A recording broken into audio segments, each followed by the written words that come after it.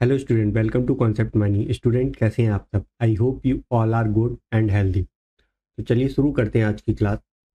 आज की क्लास शुरू करने से पहले ये कुछ लिंक्स हैं जिनके बारे में मैं आपको जानकारी दे दूं। ये जो हमारी पहली लिंक है ये हमारी यूट्यूब चैनल की लिंक है। इसको आप सब्सक्राइब कर लीजिए ताकि चैनल पे कोई भी वीडियो अपलोड हो तो आपके पास नोटिफिकेशन पहुँच जाए।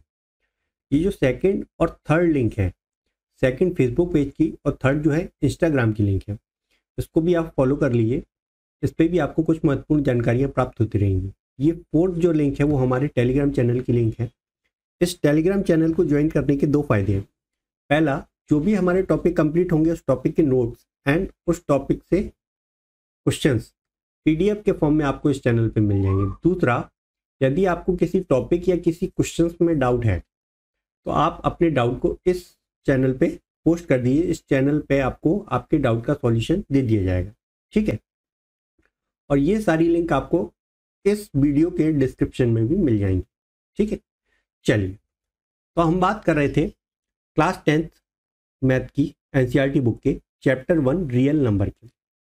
रियल नंबर का पार्ट 1 हम पहले देख चुके हैं, जिसमें हमने यूक्लिड डिवीजन लेमा देखा था, यूक्लिड डिवीजन एल्गोरिथम देखा था and fundamental theorem of arithmetic और उससे रिलेटेड क्वेश्चंस। ये सब हम पार्ट 1 में देख चुके हैं। ठीक, अब रियल नंबर का पार्ट 2 है जिसमें हम इर्रेशनल नंबर की बात करेंगे। अच्छा, इर्रेशनल नंबर को हमने क्लास 9th में भी, क्लास 9th के चैप्टर 1 नंबर सिस्टम में भी पढ़ चुके हैं। ठीक, तो उसको थोड़ा सा रिपीट करते हुए आगे देखते हैं।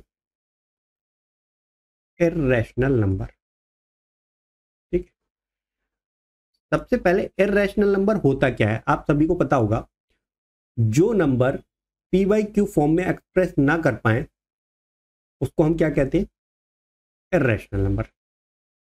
मतलब can not expressed in P upon Q form where Q is not equal to 0 and P and Q are integer। वो नंबर जिसको हम P अपॉन Q फॉर्म में एक्सप्रेस ना कर पाए और Q जिसमें नॉट इक्वल टू 0, ठीक है, वो हमारा क्या होगा? Irrational. For example irrational number क्या होते हैं? √2 एक हमारा इर्रेशनल नंबर है, √3, √5 and pi and so on. ऐसे बहुत सारे हमारे इर्रेशनल नंबर, इनफाइनाइट नंबर हो। ठीक है, या एक चीज और कह सकते हैं हम कि √p हमारा क्या है?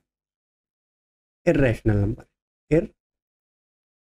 इर्रेशनल नंबर है जिसमें वेयर p क्या है हमारा? p is prime. या हम इसको ये भी कह सकते हैं कि प्राइम नंबर का स्क्वायर रूट जो नंबर होगा, प्राइम नंबर का स्क्वायर रूट हमारा क्या होगा? हमेशा इर्रेशनल नंबर। ठीक है, क्लास 9th में हमने नंबर सिस्टम में जब इर्रेशनल नंबर पढ़ा था तब हमने इर्रेशनल नंबर को नंबर लाइन पे कैसे प्लॉट करते हैं वो भी देखा था। लेकिन आज की वीडियो में हम बात करेंगे इर्रेशनलिटी प्रूफ करने की, कि कोई भी नंबर है वो इर्रेशनल है या नहीं है, वो हम प्रूफ करेंगे आज की वीडियो में। ठीक है, तो उससे रिलेटेड एक थ्योरम है, पहले हम वो थ्योरम देख लेते हैं।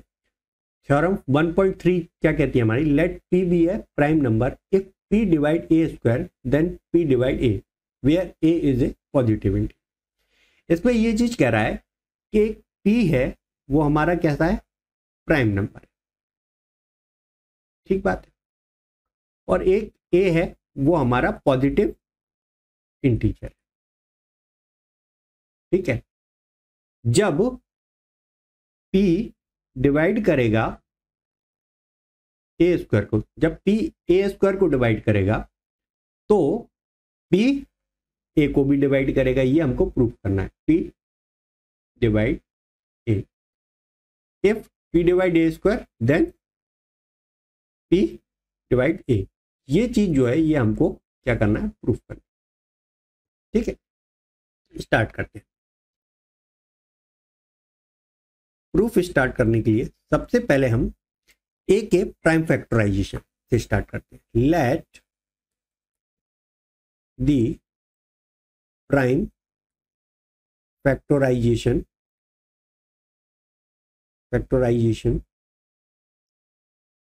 Of a be as for. ठीक है, तो ये हमारा ए है। ए के प्राइम फैक्टराइजेशन क्या होंगे? P1 P2 P3 and so Pn। ठीक है, ये हमारे क्या हो गए? ए के प्राइम फैक्टराइजेशन, जिसमें where P1 P2 P3 Pn क्या है? हमारे प्राइम नंबर। ठीक है, और ये प्राइम नंबर जो है वो जरूरी नहीं है कि डिस्टिंक्ट हो। ठीक है, रिपीटेड भी हो सकते हैं। ठीक है, जो P1 P2 P3 Pn है वो डिस्टिंक्ट हो, जरूरी नहीं। ठीक, ये तो बात हो गई ए की। अब ए का ए में मल्टीप्लाई किया, इसके प्राइम फैक्टर क्या होंगे? ए के prime factor P1 P2 P3 up to Pn। ठीक है, मल्टीप्लाई फिर ए का prime factor A1 P1 P2 P3 and Pn। ठीक है, इसको हम क्या लिख सकते हैं? ए स्क्वायर हो गया ये, और इसको क्या लिख सकते हैं? P1 मल्टीप्लाई विथ P1, तो ये क्या हो गया? P1 square P2 square P3 square and Pn square. ठीक है, इस तरीके से लिख सकते हैं। तो ये क्या हो गए? ये हमारे हो गए ए के प्राइम फैक्टराइजेशन, और ये क्या हो गया? हमारा ए स्क्वायर के फैक्टराइजेशन। ठीक है, अब हमको क्या दिया हुआ है कि P डिवाइड्स ए स्क्वायर। P डिवाइड्स ए स्क्वायर यानी P जो है ए स्क्वायर को डिवाइड कर रहा है। जब ए स्क्वायर को P डिवाइड कर रहा है यानी कि P क्या होगा? फैक्टर होगा ए स्क्वायर का। P is the factor of a square, ये हमको गिवन था। ठीक है, जब P ए स्क्वायर को डिवाइड कर रहा है तो P क्या होगा? फैक्टर होगा ए स्क्वायर का। ठीक है, P ए स्क्वायर का फैक्टर है, और ए स्क्वायर के क्या फैक्टर है? ए स्क्वायर के क्या क्या फैक्टर है? Prime factor of a square are P1 P2 P3 and Pn। ठीक है, ए स्क्वायर के प्राइम फैक्टराइजेशन ये है, और P क्या है? फैक्टर है ए स्क्वायर का। तो P जो है वो इस P1 P2 P3 up to Pn में से एक ही होगा। ठीक है, सो हम क्या कह सकते हैं? So P is one of P1 P2 P3 up to Pn। ठीक है, ये P2 P3 P4 up to Pn में से P जो है एक फैक्टर है। ठीक है, तो ऐसा है। और ए के क्या फैक्टर है हमारे? जब हमने ए के प्राइम फैक्टराइजेशन निकाला तो ए के क्या प्राइम फैक्टराइजेशन है? P1 P2 P3 up to Pn। ठीक है, यहां से ये ए के प्राइम फैक्टराइजेशन, और ये P जो है इनमें से एक है, तो ए के ये भी फैक्टर है, तो P इनमें से भी एक होगा। ठीक है, P जो है इनमें से भी एक होगा, और इनमें से भी एक होगा यानी कि P जो है वो A को भी डिवाइड करेगा। तो P डिवाइड्स A ऑल्सो, और यही क्या करना था हमको? प्रूफ करना था। Hence proof. ठीक है, एक एग्जांपल से समझते हैं। अब यो भी हमने क्या रहा उसको एक एग्जांपल से समझते हैं। फॉर एग्जांपल ए स्क्वायर हमको दिया हुआ है कितना? एक पॉजिटिव इंटीजर 81। ठीक है, ए स्क्वायर 81 दिया हुआ है। ए कितना हो गया? 81 का रूट यानी 9। ए स्क्वायर 81, ए 9। अब ए स्क्वायर के फैक्टर क्या हो गए? 3 इंटू 3 इंटू 3 इंटू 3, ठीक है। ए के प्राइम फैक्टर क्या हो गए? 3 इंटू 3, ठीक है। ये ए के प्राइम फैक्टर हो गए, ये ए स्क्वायर के प्राइम फैक्टर, ठीक है। अब देखिए 3 जो है वो डिवाइड कर रहा है किसको? ए स्क्वायर। अब देखिए 3 डिवाइड ए स्क्वायर, ठीक है, और 3 क्या है? ए स्क्वायर की जो प्राइम फैक्टराइजेशन उनमें से एक है, ठीक है। और ए के प्राइम फैक्टराइजेशन क्या है? 3 इंटू 3, ठीक है। तो 3 जो है ए के प्राइम फैक्टराइजेशन में से भी एक है, तो 3 जो है वो डिवाइड ए को भी करेगा, ठीक है। तो यही है, तो हमको प्रूव करना था कि यदि कोई प्राइम नंबर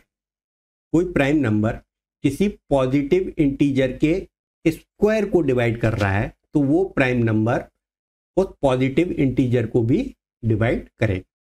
सिंपल सा ये थॉर्म थी हमारी 1.3, ठीक। अब इस थॉर्म को यूज करके हम इर्रेशनैलिटी को प्रूव करेंगे। जैसे कि ये क्वेश्चन दिया हुआ है हमको, prove that √2 is a irrational, ठीक है। अब हमको प्रूव करना है कि √2 जो है हमारा इर्रेशनल है। चलिए, इर्रेशनैलिटी किसी भी नंबर की हम प्रूव कैसे करेंगे? पहले हम उस नंबर को क्या मानेंगे? रैशनल मानेंगे, यानी प्रूव बाय कंट्रडिक्शन से। तो हमने क्या किया? Late assume √2 B the rational. √2 को हमने क्या मान लिया? रैशनल। यदि √2 रैशनल है तो हम इसको PY फॉर्म में लिख सकते हैं। तो √2 equal to P upon Q, और P और Q क्या होंगे हमारे? Where P and Q are coprime, ठीक है।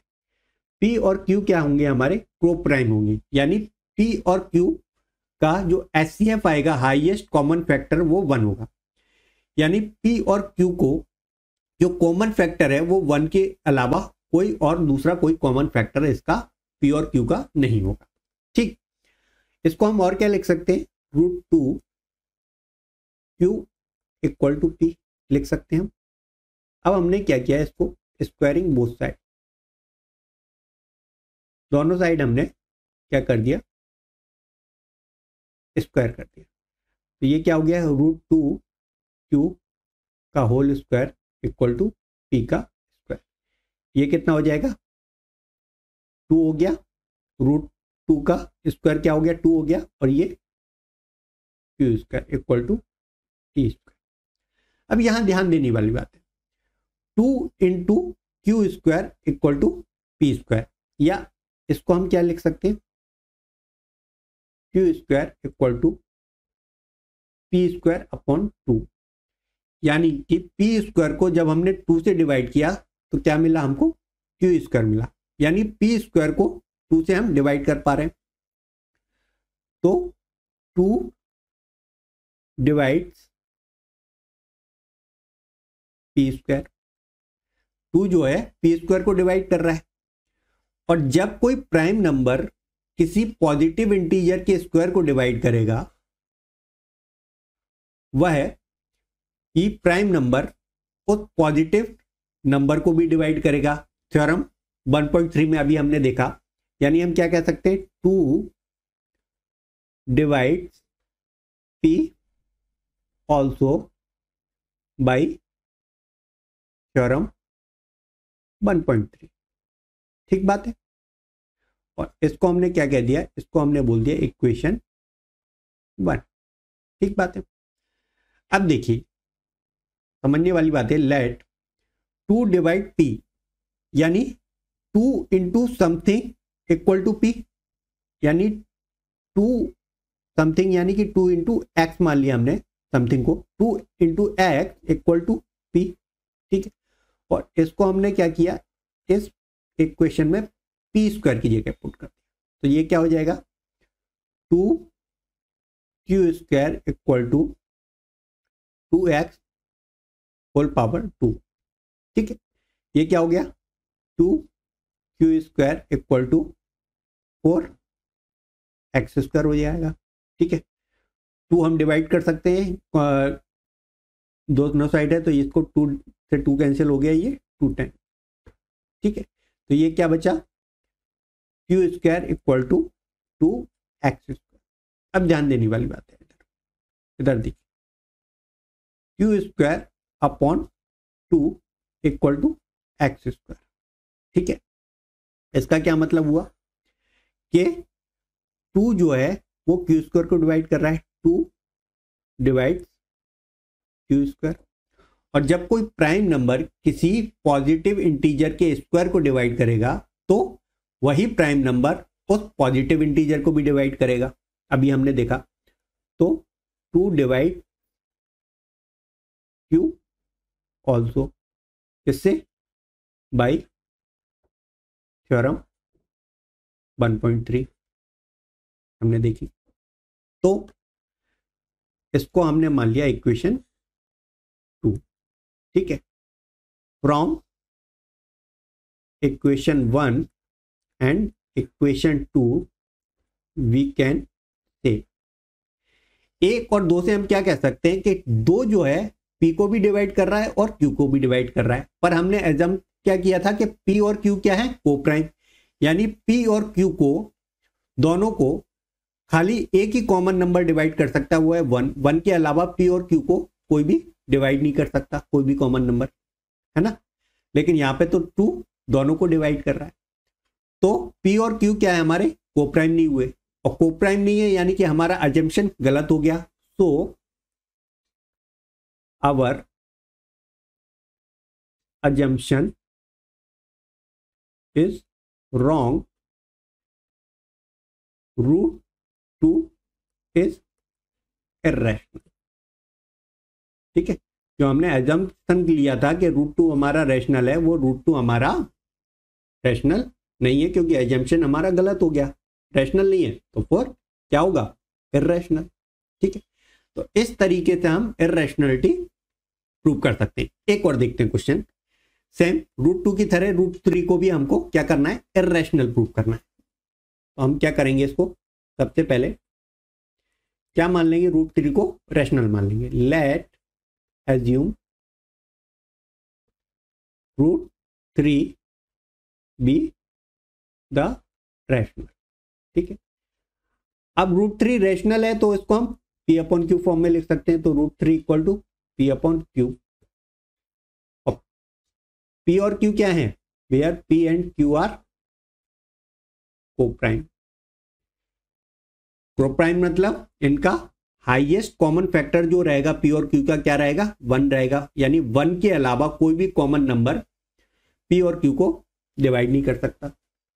ठीक है, इसको क्या लिख सकते हैं हम, root 3 q equal to p लिख सकते हैं।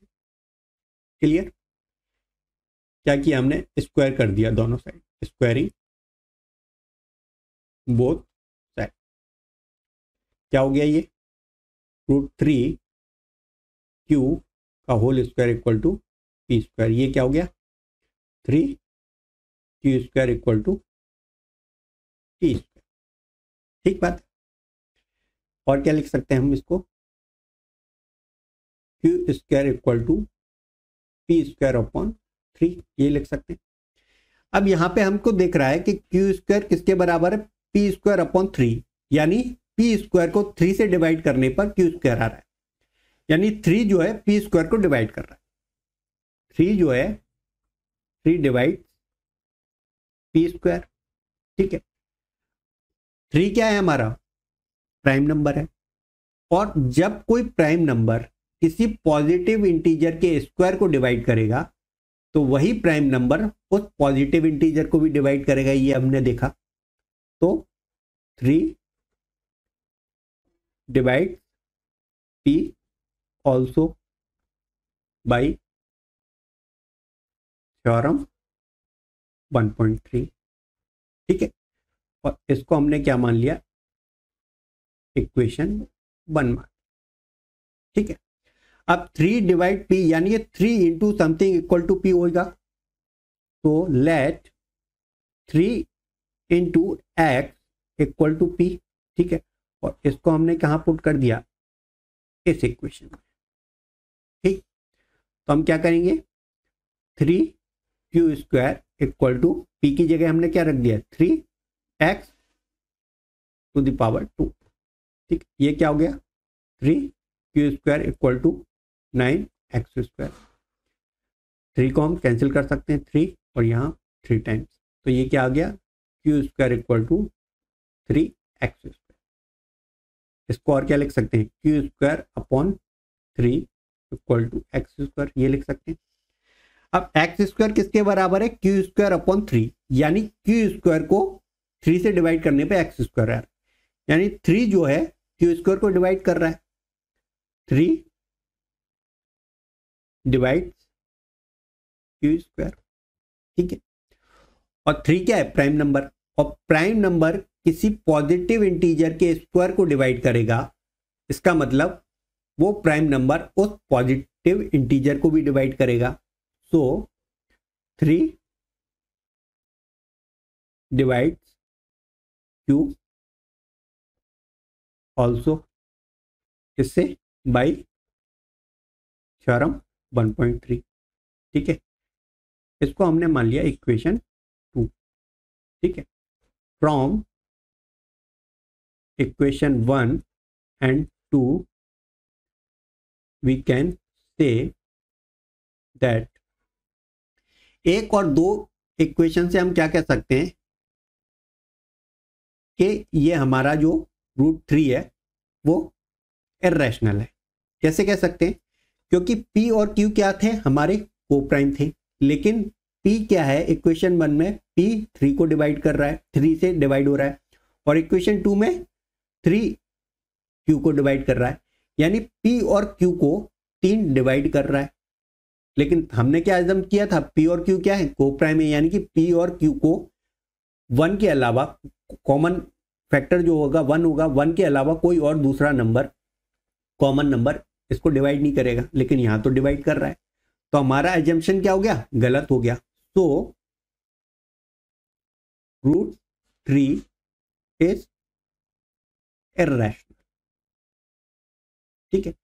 इस तरीके से हम इर्रेशनलिटी प्रूव कर सकते हैं। एक क्वेश्चन और देखते हैं। तो हमारा क्वेश्चन है, सो दैट 5 माइनस √3 इर्रेशनल, ठीक है। अब हमको क्या करना है कि 5 माइनस √3 को इर्रेशनल प्रूव करना है। तो हम क्या करेंगे, जो अभी तक करते आए हैं, सबसे पहले हम प्रूफ बाय कंट्रडिक्शन लगाएंगे, यानी 5 माइनस √3 को क्या मान लेंगे, rational. Late assume 5 minus √3 B rational, ठीक बात है। और जब 5 माइनस √3 रैशनल है, तो इसको हम p अपॉन क्यू फॉर्म में लिख सकते हैं, जिसमें p और q क्या होंगे, हमारे कोप्राइम होंगे, where p and q are coprime. Coprime क्या होता है, p और q का जो हाईएस्ट कॉमन फैक्टर क्या होगा, 1 होगा, यानी कि p और q खाली एक ही कॉमन नंबर से डिवाइड होंगे, वो है 1, इसके अलावा किसी और कॉमन नंबर से p और q डिवाइड नहीं, ठीक। इसको हम और क्या लिख सकते हैं, 5 minus p upon q equal to √3 लिख सकते हैं। अब एक चीज ध्यान देने वाली है,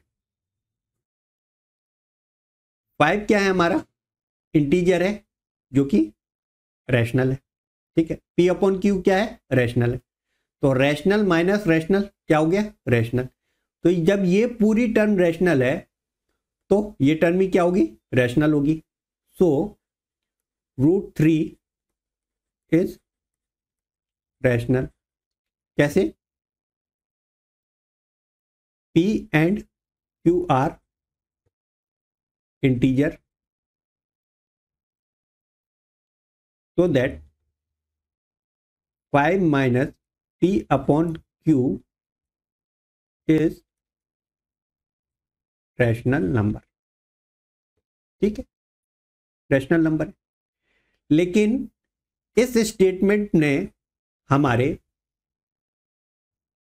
जो फैक्ट है उसको क्या कर दिया, कंट्रडिक्ट कर दिया। क्योंकि √3 क्या है हमारा, इर्रेशनल नंबर है, but this contradict the fact that √3 is irrational। ठीक है, तो जब कंट्राडिक्टरी हो गया फैक्ट, तो जो हमारा एजम्पशन था वो क्या गलत हो गया। तो our assumption is wrong and 5 minus √3 is irrational. और यही हमको क्या करना था, प्रूव करना था कि 5 माइनस √3 जो है हमारा इर्रेशनल है।